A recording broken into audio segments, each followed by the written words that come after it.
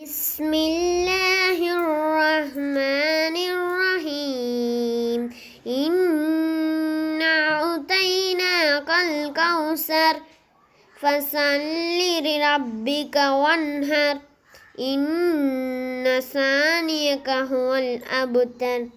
மதிமுகம் தொலைக்காட்சி நேயர்களுக்கு அஸ்ஸலாமு அலைக்கும் வரஹ்மத்துல்லாஹி வபரகாத்துஹு. அரபு மொழி அறியாத மக்களும் திருக்குரானை எளிதில் ஓதுவதற்காக வாரத்திற்கு 2 நாட்கள் குரானை எளிதில் ஓதிட என்ற தலைப்பில் நிகழ்ச்சியை நடத்தி வருகிறோம்.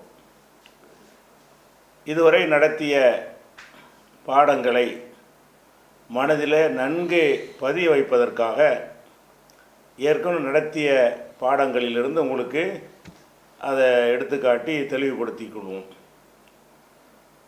இப்போது உங்கள் முன்னே காட்டப்படுகிற இந்த பேஜ், இந்த பக்கம், முதலாவது அலிஃப் என்ற எழுத்தை பாருங்கள். வலது பக்கத்தில் அலிஃப் இருக்கிறது. அலிஃபுக்கு மேலே ஒரு கோடு போட்டிருக்கிறாங்க. இது ஆ. இந்த எழுத்து ஒரு சொல்லுடைய ஆரம்பத்திலையும் வரும், நடுவுலையும் வரும், கடைசிலையும் வரும். இந்த அலிஃப் என்கிற சொல்லு ஒரு அலிஃப் என்கிற எழுத்து ஒரு சொல்லுடைய முதல் எழுத்தாகவும் வரும், ஒரு சொல்லுடைய நடு எழுத்தாகவும் வரும், ஒரு சொல்லுடைய கடைசி எழுத்தாகவும் வரும். இப்படி முதல்ல வந்தால் அந்த எழுத்து எப்படி இருக்கும், நடுவில் வந்தால் அந்த எழுத்து எப்படி இருக்கும், கடைசியில் வந்தால் அந்த எழுத்து எப்படி இருக்கும் என்று ஒவ்வொரு எழுத்துடைய விஷயங்களையும் அந்த 3 மாறுதல்களையும் இந்த படத்தில் உங்களுக்கு காட்டியிருக்கிறோம். முதலாவது ஆ என்ற எழுத்து இருக்கு இல்லையா, அதுக்கு அடுத்ததை பாருங்கள், முதலில் மேலே போட்டிருக்கோம். முதல்ல வரும் பொழுது ஆங்கிறது தனியாக தான் நிற்கும். ஏன் அப்படி நிற்கிது? அலிஃபுக்கு அப்புறம் எதையும் சேர்க்கக்கூடாது. நீங்கள் முன்னாடி படிச்சிருக்கிறீங்க. அப்போ பார்த்தீங்கன்னா ஆ, ஹா, த, ஆஹத.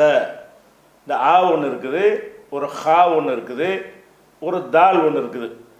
இந்த 3 எழுத்தையும் வச்சு 3க்குமே அகர குறியீடு தான் இருக்குது, மேலே உள்ள குறியீடு தான் இருக்கிறது. இப்படி இருக்கக்கூடிய நேரத்தில் இதை எப்படி எழுதுகிறோம்? ஆ என்பதை தனித்து எழுதுகிறோம் முதல்ல வரும்போது. ஏன் தனித்து எழுதுகிறோம்னு கேட்டால், அந்த ஆவோட ஹாவை நம்ம சேர்க்கலை. ஏன்னா சேர்க்கக்கூடாத 6 எழுத்தில் இது ஒன்று. அலிஃபு, தாலு, தாலு, ராசா, வாவுன்ற அந்த 6 எழுத்தில் அலிஃப் ஒரு எழுத்தாக இருக்கிறதுனால சேர்க்கலை. ரெண்டாவது பாருங்கள், சஅல, சா இருக்குது, அதுக்கப்புறம் அலிஃப் இருக்குது, அதுக்கப்புறம் லாம் இருக்குது. இந்த இடத்துல சீனுக்கு அப்புறம் அலிஃப் வந்திருக்குது. சீன்கிற எழுத்து முதல் எழுத்தாக வந்திருக்குது, 2வது எழுத்தாக அலிஃப் வந்திருக்கிறது, 3வது எழுத்தாக லாம் வந்திருக்கிறது. இப்படி வரும் பொழுது சீனோடு அலிஃபை சேர்த்துடுறோம். சீனுக்கு அப்புறம் அலிஃப் இருக்குல்ல, சீனை அலிஃபை ஒட்டிடுறோம். ஒட்டி அந்த அலிஃபை அப்படி நீட்டி விட்டுறோம். ஏன்னு கேட்டால், அலிஃபுக்கு முன்னாடி சேர்க்கலாம், பின்னாடி தான் சேர்க்கக்கூடாது. அலிஃபுக்கு அடுத்து தான் ஒரு எழுத்தை சேர்க்கக்கூடாதே தவிர, அலிஃபுக்கு முன்னாடி ஒரு எழுத்தை வந்தால் சேர்க்கலாம். அப்போ சீனுக்கு அப்புறம் அலிஃப் வந்தால் சீனை அலிஃபை சேர்த்து எழுதுகிறோம். லாமை தனியாக எழுதிடுறோம். ஏன் லாமை தனியாக எழுதியிருக்கிறோம்? அலிஃபுக்கு அப்புறம் சேர்க்கக்கூடாது. அலிஃபுக்கு அப்புறம் லாம் வந்துருக்குது, அது தனியாக இருக்கும். இது எப்படி படிக்கணும்? சா, அ, ல, ச, அல. சானா, அலிஃபுக்கு மேலே கூட ஆனா, லாமுக்கு மேலே கூட போட்டால் லானா, ச, அல அப்படின்னு படிக்கிறோம். அதே மாதிரி 3ஆவதாக ஒரு படம் போட்டுருப்பாங்க, 3வது வார்த்தை. அது என்ன வார்த்தைன்னா, தர, தால் இருக்கிறது, ரா இருக்கிறது, அப்புறம் ஒரு அலிஃப் இருக்கிறது. இப்போ நம்ம அலிஃபை மட்டும் கவனிச்சிக்கிறோங்க, வேறு எழுத்து எப்படி மாறுதுங்கிறது அந்த எழுத்து வரும்போது சொல்லிக்கிறோம்.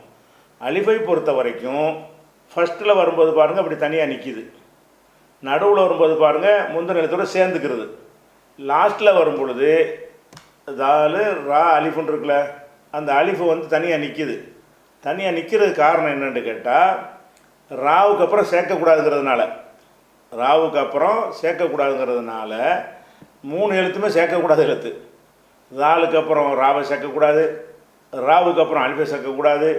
அப்புறம் சேர்க்கக்கூடாத எழுத்தாக வர்றதுனால தான் ஒரு சொல்லு தான் இது. ஆனால் 3ம் தனித்தனியாக எழுதுகிறோம்.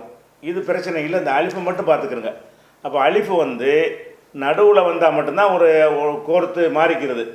ஃபஸ்ட்லேயோ லாஸ்ட்லேயோ வந்தால் அது இந்த அலிஃபுடைய வடிவத்தில் இருக்குது. அடுத்து ரெண்டாவது பாருங்கள், பாங்கிற எழுத்தை போட்டிருக்கிறோம். இந்த பாங்கிற எழுத்து வந்து முதல்ல வரும்போது எப்படி வரும்? ஒரு சொல்லுடைய முதல் எழுத்தாக பா இருக்குது.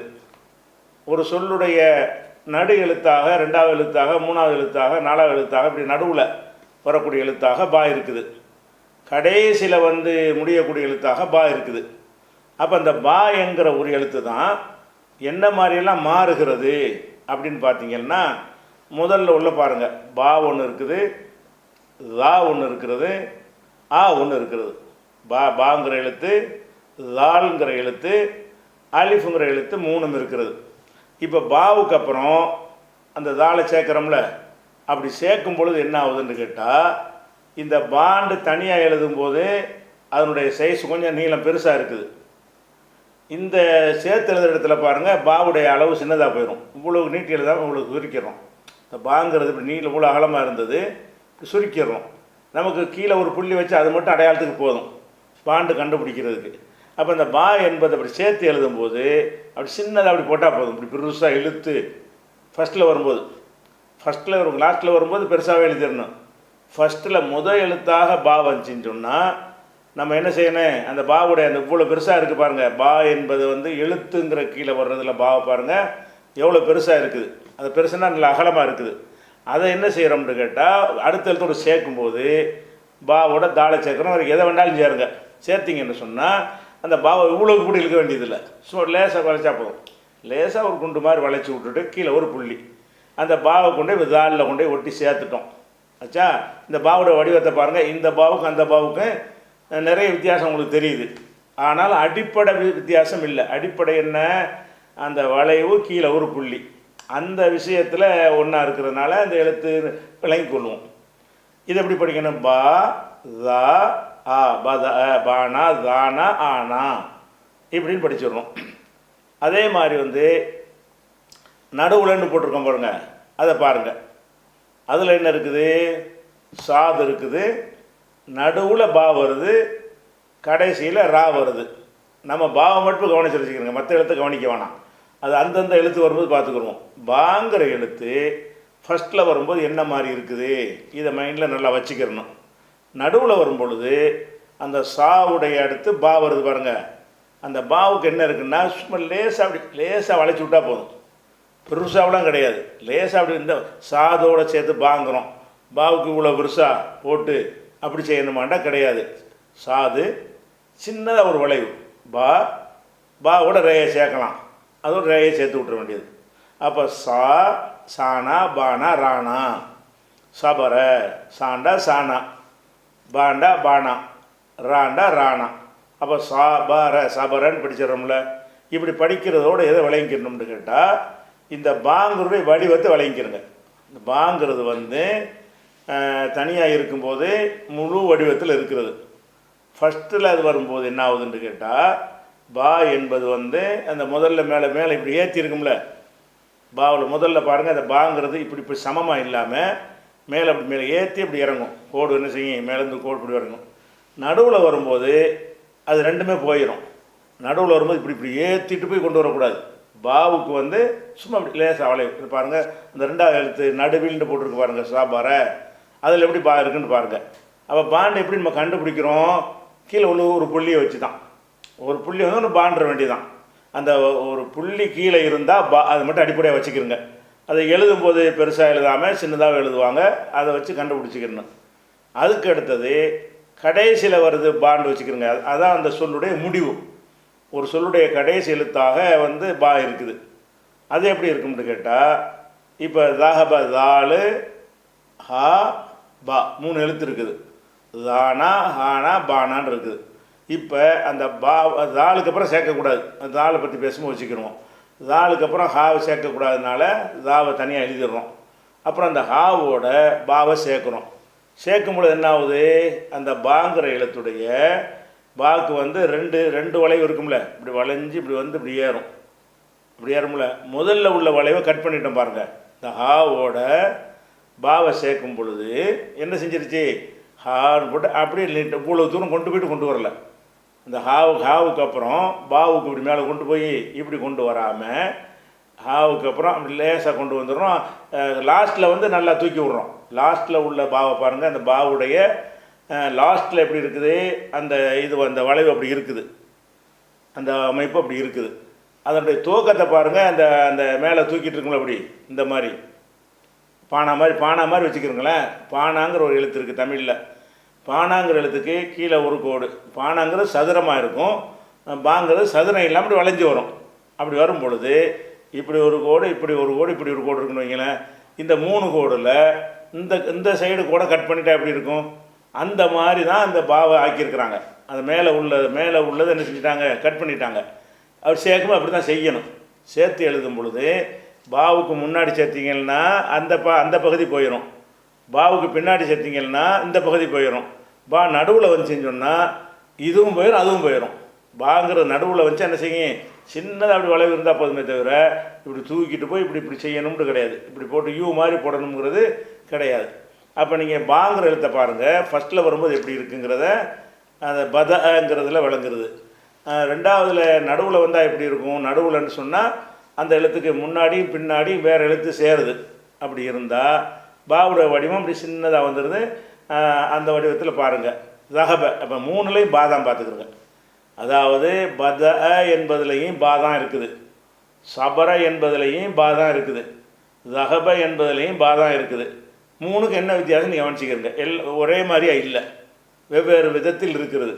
அப்படி இருந்தாலும் அது பாண்டு நீங்கள் எப்படி கண்டுபிடிக்கணும், லேசாக வளைஞ்சி ஒரு கீழே ஒரு புள்ளி போட்டாச்சு, வளையாமல் கூட இருந்தாலும் சரி தான், நீட்டி விட்டாலும் சரி தான்.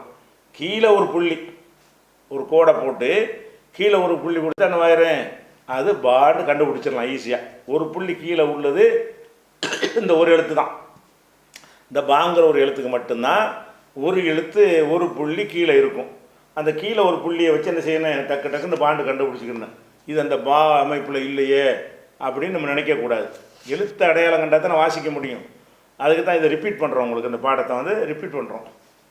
இந்த நிகழ்ச்சி சமுதாயத்திற்கு பயனுள்ளதாக அமைந்திட துஆ செய்யும் நெஞ்சங்கள் அபு ஃபலல், சமர், அஹமத் ஃபலல் மற்றும் இஸ்ரா. இந்நிகழ்ச்சி சிறக்க பிரார்த்திக்கும் பேர்ணாம்பெட்டு பஷீருதீன் குடும்பத்தார், வேலூர் மாவட்டம். இந்த நிகழ்ச்சி சிறக்க துஆ செய்யும் ஜும்ஆ அபு ஜும்ஆ மற்றும் குடும்பத்தார், மேலப்பாளையம். மார்க்க மற்றும் சமுதாய பணிகளில் இணைந்து செயல்பட அன்புடன் அழைக்கிறது கீழக்கரை தௌஹீத் பேரவை NTF. மண்ணடி பகுதி மக்களின் பேராதரவுடன் இயங்கி வரும் எங்கள் மூன்மார்ட் நிறுவனத்தின் 3வது கிளை கொடுங்கையூர். தரமான பொருள், குறைவான விலை, கனிவான சேவை. வாரத்தின் எல்லா நாட்களிலும் சேவை உண்டு. ஒருமுறை வந்து பாருங்கள், மனநிறைவோடு செல்லுங்கள். மண்ணடி பகுதி மக்களின் பேராதரவுடன் இயங்கி வரும் எங்கள் மூன்மார்ட் நிறுவனத்தின் 3வது கிளை கொடுங்கையூர். தரமான பொருள், குறைவான விலை, கனிவான சேவை. வாரத்தின் எல்லா நாட்களிலும் சேவை உண்டு. ஒருமுறை வந்து பாருங்கள், மனநிறைவோடு செல்லுங்கள். மூன்மார்ட் மண்ணடி, மாஸ்கான் சாவடி மற்றும் கொடுங்கையூர். இந்நிகழ்ச்சி சிறக்க ஏக இறைவனை பிரார்த்திக்கும் டாக்டர் MA சையது அபுதாஹிர், முகமது சஃபி, அவுரங்கஜேப், லயானா மற்றும் குடும்பத்தினர், Narippaiyur. SD Racks, German Design Display Racks, Supermarket, Departmental Stores போன்ற கடைகளுக்கு தேவையான steel powder coated display rack தயாரிப்பாளர்கள். Showroom SD Racks, Rahat Plaza, Vadapalani bus depot எதிரில், சென்னை. Contact MND 9381004122 or 04442180020. தூய இஸ்லாத்தை அறிந்து மறுமை வெற்றியை நோக்கி பயணிக்க அழைக்கிறது மேலப்பாளையம் தௌஹீத் பேரவை NTF. இந்நிகழ்ச்சி வெற்றி பெற துஆ செய்யும் முகமது கான், சஹீம் மற்றும் யூசுப் மெடிக்கல்ஸ், பாம்பன். உங்களுக்கு அரபி படிக்க தெரியாதா? குர்ஆன் ஓத தெரியாதா? குர்ஆனை ஓதிட ஆர்வமாக இருக்கிறீர்களா? உங்களுக்காகவே பி ஜைனுலாப்தீன் அவர்கள் எழுதிய எளிய நடையிலான புத்தகம் தான் குர்ஆனை எளிதில் ஓதிட. அரபி எழுத்துக்களை சரியாக புரிந்து கொள்ளவும், எளிதாக வாசிக்கவும், பிழையின்றி எழுதிடவும் வாங்கி பயன்பெறுங்கள். விலை ரூபாய் 30 மட்டுமே. தொடர்புக்கு மூன் பப்ளிகேஷன்ஸ் 9442276341. தங்க நகைகள் விற்பனை செய்ய, அடகு நகையை மீட்டு விற்பனை செய்ய, ஹலாலான முறையில் தங்க நகை கடன் பெற RK ஹலால் ஜுவல் கேஷ். வட்டியை வெறுப்பவர்களுக்கு மட்டும் அழகிய தங்க நகை கடன். தொடர்புக்கு RK gold house 9441411301. Aristo Saravana residency, Trichy மாநகரின் இதய பகுதியான மத்திய பேருந்து நிலையத்தையொட்டி 300 மீட்டர் இடைவெளியில், ரயில்வே ஜங்ஷன் வெறும் 500 மீட்டர் தூரத்தில் school, college, hospital, supermarket என சுற்றிலும் அனைத்து வசதிகளும் நிறைந்த Aristo Saravana residency luxury apartment 2 bedroom 3 bedroom flats விற்பனைக்கு தயாராக உள்ளது. விரைந்து புக் பண்ணவும். குறைந்த அளவு ஃப்ளாட்களே உள்ளன. தொடர்புக்கு நசீர் ஹுசைன் 9952683888. இந்நிகழ்ச்சி வெற்றி பெற துஆ செய்யும் அமீர் செல்லக்கனி துதல் அல்வா கடை, ஓஜயம் தெரு, கீழக்கரை. அடுத்ததாக இந்த தாங்கிற எழுத்து 3வது போட்டிருக்கிறோம். இந்த தாவுக்கு என்ன வடிவம் இருக்குது? இப்படி வந்து இப்படி போகுது, இப்படி வந்து இப்படி வருது. சரியா? ஒரு சக்தி மாதிரி ஒரு அமைப்பில் வந்திருக்கிறது. அப்படி வரும் பொழுது தனியாக எழுதும்போது அப்படி தான் எழுதுவோம். இந்த தா என்பதை இன்னொரு எழுத்துல சேர்க்குறோம். ஃபஸ்ட்டு எழுத்தாக வருது, தாவுக்கு அப்புறம் ஒரு எழுத்தை சேர்க்குறோம். தாவுக்கு அப்புறம் எழுத்து சேர்க்கும்போது என்ன ஆகுது? தாங்கிறதுல தரக்கன்னு போட்டிருக்கோம். தா ரா க தரக்கன்னு போட்டு தானா ரானா கானா 3 இருக்குது. அதில் என்ன பண்ணியிருக்கோன்னு பார்த்தீங்கன்னா, இந்த தா என்பதுக்கு இந்த சைடில் உள்ள இது இருக்குல்ல ஹைட்டு, இந்த சைடில் உள்ள அப்படி இருக்குது, இந்த சைடில் உள்ளது காணாம். அதாவது வலது பக்கம் வந்து என்ன இருக்குது? இந்த படத்தில் வலது பக்கத்தில் அந்த தாங்கிறதுக்கு மேலே அப்படி ஏறி நிற்கும்ல கோடு, அந்த கோடு அப்படியே நம்ம காப்பாற்றிட்டு வர்றோம். அதுக்கு பின்னாடி இப்படி ஒன்று வரும்ல, அந்த கோடை கட் பண்ணிட்டோம். ஏன் கட் பண்ணிட்டோம்? தாவுக்கு அப்புறம் ஒரு எழுத்தை சேர்க்குறதா இருந்தால் அதை கட் பண்ணால் தான் அழகாக சேரும். இல்லாட்டி இப்படி போயிட்டு இப்படி இறங்கி வந்தால் எழுத்துடைய அழகு கெட்டு போயிருங்கிறதுக்காக வேண்டி அதை என்ன செய்வாங்கன்னு கேட்டால், துவக்கத்தில் வருதுல, துவக்கத்தில் தா வருதுன்னு சொன்னால் அது வந்து அந்த மேலே உள்ள அந்த வளைவு இருக்கும், மேலே வலது பக்கம் உள்ள வளைவு இருக்கும். இடது பக்கம் உள்ள வளைவு வந்து அடுத்து ஒரு எழுத்து அதில் ஒட்ட வேண்டி இருக்கிறதுனால அந்த வளைவை தூக்கிடணும். இப்போ தாவையும் ராவையும் பாருங்கள், தாவுடைய பாதி தா தான் இங்கே இருக்குது. நல்லா கவனிங்க. நீங்கள் தாண்டு ஒரு வடிவம் பார்த்தீங்கல்ல, அந்த தாவுடைய அமைப்பில் தாவுடைய சைஸில் வந்து பாதி அளவுக்கு தான் இருக்குது. அப்போ எதை வச்சு தாண்டு கண்டுபிடிக்கிறோம் அப்படின்னு கேட்டால், அந்த மேலே லேசாக தூக்கி இருக்கிறதை வைத்தும் அதை வைத்து கூட இல்லை. மேலே 2 புள்ளி இருக்கா, மேலே 2 புள்ளி உள்ள எழுத்து வந்து இந்த வடிவத்தில், அதாவது ஒரு இது மாதிரி ஒரு கோடு மாதிரி போட்டு ஒரு வளைவு மாதிரி போட்டு மேலே 2 புள்ளி வச்சுருக்கீங்களா, அது தா. அப்போ இந்த தாங்கிறத பாருங்கள், முதல்ல வரும்போது இந்த வடிவத்தில் இருக்குது, அதுக்கு பின்னாடி ஒரு எடுத்து சேர்க்கும்போது 2வது நடுவில் போட்டிருக்கோம். தா வந்து நடுவில் கொண்டே போட்டிருக்கிறோம். ஃபதஹ ஃபா ஃபானா தானா ஹானா ஃபதஹ அப்படின்னு படிக்கிறோம். இந்த ஃபதஹ என்பதில் எப்படி வருதுன்னு கேட்டால், அந்த ஃபா வந்து இருக்கட்டும், ஃபாவை பற்றி நம்ம பேசலை, இப்போ தாவை பற்றி தான் பேசிகிட்டு இருக்கிறோம். நடுவில் தா இருக்குது. தாவுக்கு என்ன இருக்குதுன்னு பாருங்கள், இந்த மாதிரி இங்கிட்டும் தூக்கலை இங்கிட்டும் தூக்கலை. தாண்டு சொன்னால் அப்படி இந்த வலது பக்கம் மேலே தூக்கிட்டு நிற்கும்ல ஒரு படகு மாதிரி, அப்படி இந்த பக்கமும் தூக்கலை இந்த பக்கமும் தூக்கலை. எவ்வளோ இருக்குது? அதெல்லாம் குறைச்சிட்டோம். அளவை இங்கே அதனுடைய அகலத்தையும் இப்படி குறைச்சி அந்த வளைவையும் குறைச்சி விட்டோம். குறைச்சி என்ன இருக்குது? சின்னதை அப்படி போட்டு மேலே 2 புள்ளி வச்சுட்டாங்க. இது தா தான். இது அதாவது தரக்கை என்பதில் முதல்ல உள்ளதும் தா தான். 2வது இந்த ஃபத்தஹன்னு காட்டுறோம்ல, அதில் இருக்கிறதும் தா தான். தாண்டி எப்படி கண்டுபிடிச்சோம்? இந்த 2 புள்ளி வச்சுக்க வேண்டியதான். 2 புள்ளி இந்த மேலே வர்றது தாவுக்கு தானே வரும் அப்படின்னு ஈஸியாக நினைச்சிடலாம். தாவுக்கு வரும், காஃபுங்கிற எழுத்துக்கு வரும். ஆனால் காஃபுக்கு ஒரு மண்டை இருக்கும், இதுக்கு மண்டை இருக்காது. ஒரு மண்டை மாதிரி காஃபு வரும்போது பார்த்துக்குருவோம். அப்போ ஒரு மண்டையெல்லாம் இல்லாமல் அந்த அப்படி மட்டும் போட்டு 2 புள்ளியை வச்சிங்கன்னு சொன்னால் அது தா. அப்போ தாங்கிற நம்ம என்ன நினச்சிடக்கூடாது, இப்படி தான் நம்ம தாண்டு படித்தோம். அலிஃப் பா சொல்லி தரும்போது இந்த தனி எழுத்தாக காட்டியிருக்கோம்ல பா தா, இப்படி தானே படித்தோம் அப்படின்னு நினைக்கக்கூடாது. நீங்கள் அப்படி தான் படித்தோம். அதில் எதை மெயினில் வச்சுக்கணும்னு கேட்டால், இந்த பக்கம் உள்ள ஏற்றி இருக்கிறது இந்த பக்கம் ஏற்றி இருக்கிறதெல்லாம் ஒரு அழகுக்கு உள்ளது. அதெல்லாம் அடுத்த முன்ன பின்ன சேர்க்கும்போது என்னவாயிரும்னா, 2 போய் இந்த பக்கம் சேர்த்தோம்னா இது போயிடும், அந்த பக்கம் சேர்த்தோம்னா அது போயிடும். கடைசியில் நடுவில் உள்ள மட்டும்தான் மிஞ்சும். நடுவில் மிஞ்சும் போது அந்த சின்ன கோடு மாதிரி போட்டு மேலே 2 புள்ளி, இதுவும் தா தான். ஒரு எழுத்து தான் 4 வடிவமாக இருக்குது பாருங்கள். அதுக்கப்புறம் ஃபத்தஹன்னு சொல்லிட்டோமா, அப்புறம் சக்கத்தங்கிறோம். சானா கானா தானா. சீனில் மேலே கோடு போட்டால் சானா, காஃபில் மேலே கோடு போட்டால் கானா, தாவில் மேலே கோடு போட்டால் தானா. சானா கானா தானா சக்கத்தை இப்படி இருக்குது. இதில் உள்ள தாவை பாருங்கள் என்ன செஞ்சுருக்குது. அந்த இந்த இடது பக்கத்துடைய வளைவு இருக்குது, வலது பக்கம் இருந்த வளைவு என்ன செய்யலை, இருக்கலை. ஏன் இருக்கலைன்னா இன்னொரு எழுத்தை ஒட்ட வேண்டி இருக்குல்ல, அதுக்கு முன்னாடி ஒரு எழுத்தை ஒட்டும் போது என்ன ஆகும்னு கேட்டால் அது போயிடும். அப்போ இந்த ஃபஸ்ட்டில் போட்டது தரக்கண்டு போட்டதை பாருங்கள், அதில் வந்து முன்பக்கம் உள்ளது வலது பக்கம் உள்ள உயரம் வந்து ஹைட்டு இருக்குது. இதை கட் பண்ணிட்டோம். இந்த சக்கத்தை என்பதில் கடைசியாக உள்ளதை பாருங்கள், அதில் வந்து இடது பக்கம் உள்ளது இருக்குது, வலது பக்கம் உள்ள அந்த ஹைட்டை இல்லாமல் ஆக்கிட்டோம். அப்போ என்ன இது வழங்குறோம்னு கேட்டால், அந்த எழுத்தோட இந்த பக்கம் ஏதாவது தாங்கிற எழுத்தோட இந்த பக்கம் ஏதாவது சேர்த்திங்கன்னா இந்த ஹைட்டை கட் பண்ணி விட்ருங்க. தாங்கிற எழுத்தோட இந்த பக்கம் ஏதாவது சேர்த்திங்கன்னா, வேறு எழுத்தை சேர்த்திங்கன்னா இப்படி ஏறி நிற்கும்ல ஹைட்டாக, அந்த கோடு அதை கட் பண்ணி விட்ருங்க. அப்போ இந்த மாதிரி அந்த எழுத்து மாறுவதை பார்க்குறீங்க.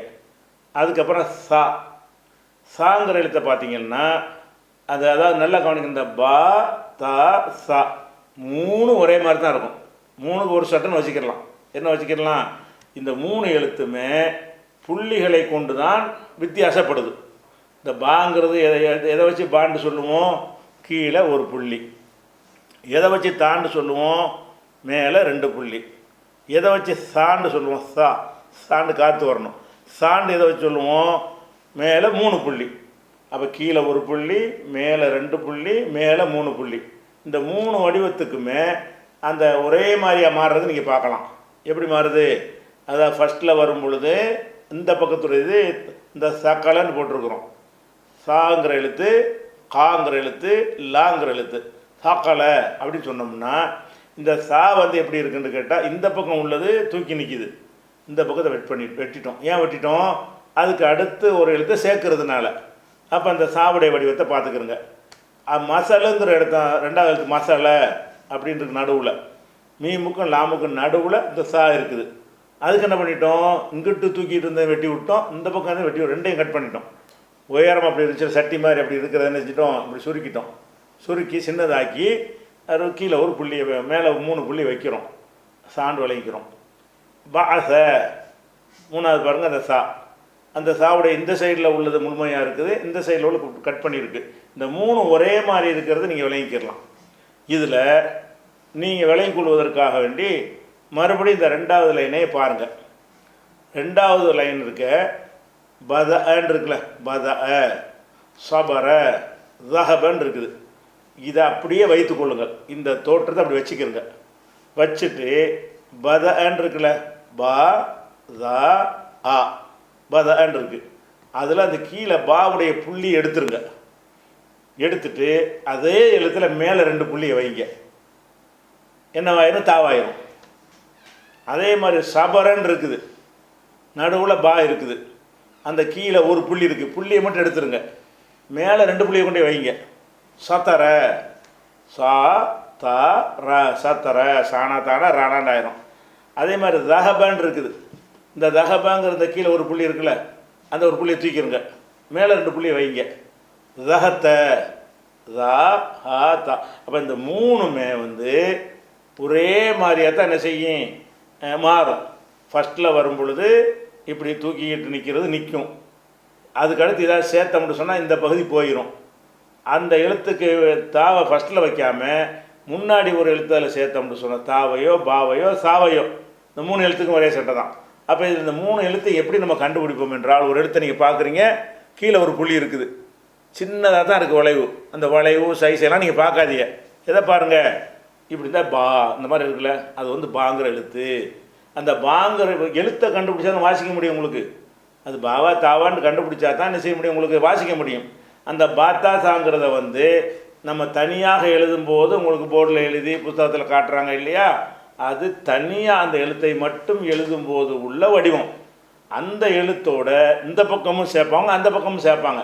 ஏன்னா அரபு மொழியில் சேர்த்து தான் எழுத முடியும். ஒரு சொல்லுன்னு சொன்னால் ஒரு தனித்தனியாக எழுத முடியாது. தமிழில் எழுதுகிற மாதிரி மானா நீனா தானா இன்னன்னான்ட்டு அப்படி எழுத முடியாது. மானாவோட நீனாவை சேர்த்து, நீனாவோட தானாவை சேர்த்து, தானாவோட இன்னன்னாவை சேர்த்து தான் அரபியில் எழுதணும். அப்படி கோத்து எழுதுறதுனால வடிவங்களில் சிதையுது. அந்த இயற்கை வடிவம் என்ன செய்யுது, அதுக்குனுடைய தனிப்பட்டு இருந்த வடிவம் வந்து கொஞ்சம் சிதைஞ்சு போய் மாறி வருது. என்ன மாதிரிலாம் சிதையுதுன்னு கண்டுபிடிச்சிக்கிட்டா தான் எந்த இடத்துல இது தான் நீங்கள் சொல்லிடலாம். அப்போ தா சா பா இந்த 3 எழுத்தை நீங்கள் கண்டுபிடிக்கிறதுக்கு எதை மைண்டில் வச்சுக்கணும்னு கேட்டால், கீழே ஒரு புள்ளி இருக்குதா, சைஸ் பெருசாக இருக்குதுன்னா சின்னதாக இருக்குதுன்னா அதை பற்றி கவலையப்படாதீங்க. லேசாக ஒரு வளைவு மாதிரி இருக்கிறது, கீழே ஒரு புள்ளி இருக்கிறது, அது பா, முடிஞ்சு வச்சுக்கதை. அதே வடிவம்தான். கீ புள்ளி எடுத்துகிட்டு மே புள்ளி 2 வைக்கிறீங்க, அது தா. மேலே 2 புள்ளி வச்ச இடத்துல இன்னொரு புள்ளி கூட்டி வைக்கிறீங்க, அது சா. அப்போ இந்த 3 எழுத்தை நீங்கள் என்ன செய்யணும், எழுத்துக்களை கரெக்டாக கண்டுபிடிச்சிக்கிறதுக்காக இதை சொல்கிறோம். அடுத்து எடுத்துக்கிட்டிங்கன்னா ஜீம்ங்கிற எழுத்து. இந்த ஜீம்ங்கிற எழுத்தில் தனியாக எழுதுகிற பாருங்கள், அதனோட வடிவம் இருக்குது. ஜீம்ட அப்படி வந்து இப்படி வளைஞ்சி தனியாக நிற்கிது, ஜீம் இருக்குது. அந்த ஜீமோட ஒரு எழுத்து இப்போ சேர்க்குறோம், ஏதாவது ஒரு எழுத்து சேர்க்குறோம். சேர்த்தா என்ன செய்யணும், அந்த ஜீம் இருக்குல்ல இப்படி வளைஞ்சி வருதுல்ல, அந்த வளைஞ்சி வர்ற பகுதி நமக்கு தேவைப்படாது. ஏன்னாட்டா வளைஞ்சி வர இங்கே வந்து நிற்கிது. இங்கேருந்து இப்படி சேர்க்குறது ஒரு எழுத்தை இப்படி தானே கொண்டு போவோம். அரபியில் வந்து இப்படி எழுதுறது, ஜீமுடைய அங்கே சேர்த்திங்கன்னா அப்படி போயிடும். ஜீமுடைய வளைவு இந்த பக்கம் திரும்பி நிற்கிது.